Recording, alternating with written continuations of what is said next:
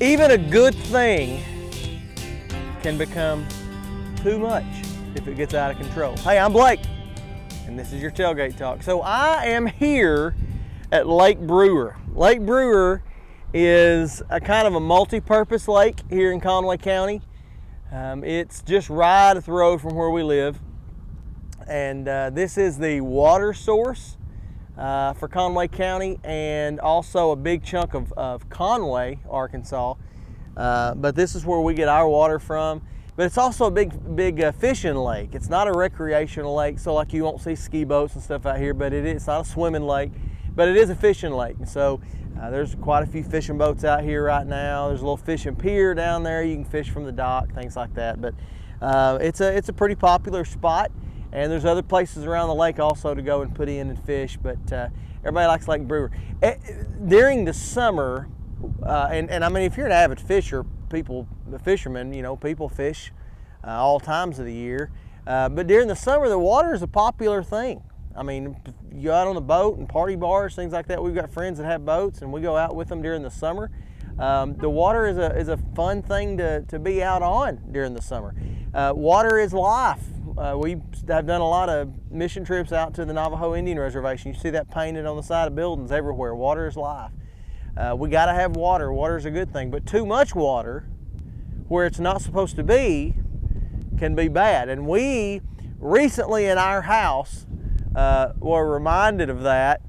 And I'm seeing a shaking head at the moment because she didn't know I was going to include this story in today's Tailgate Talk. But my wife was using some water. You know, you use it to wash clothes and dishes and stuff like that. She was using a little water to soak some clothes that I had undoubtedly probably stained with farm stuff, grease, and you know, other things from the farm. So ultimately it's you know, it's probably my fault ultimately at the end of the day. But she had turned the hot water on in the farm sink, in the mud sink, and gotten busy doing some other stuff, because I mean, when you do everything, sometimes you get distracted, right? And she left. And so I was in the house and I heard water running a little bit later, and I thought, that sounds like the washer. Maybe it's not the washer. After a little while it kept running. I said, it's definitely not the washer. I went in there and it was the water running out of the sink into the laundry room, which had turned into a pond. So anyway, we got to have some tile repaired, whatever, it happens. But that water, which was a good thing, turned into not such a good thing when it took over the room, right? Just like hobbies, just like good things in our life, that can be a good thing, a healthy thing, a happy thing. Kind of interesting that I'm by some fishing boats as I'm saying this, but a good thing, happy thing, healthy thing, that if it takes over our life, if it floods our life, becomes unhealthy. As a matter of fact, Paul would word it like this in 1 Corinthians chapter 6, verse 12. He would say that all things are permissible for me, all things are lawful for me, but not all things are beneficial.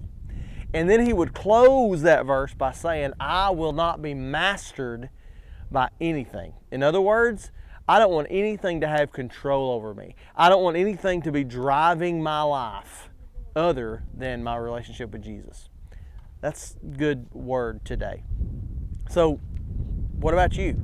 Is there anything in your life that drives you or motivates you besides your relationship with Jesus? If there is, maybe it's time to pump the brakes on that and pull away from it a little bit to make sure that the Lord of your life is the only one that deserves to be the Lord of your life, if you know what I mean.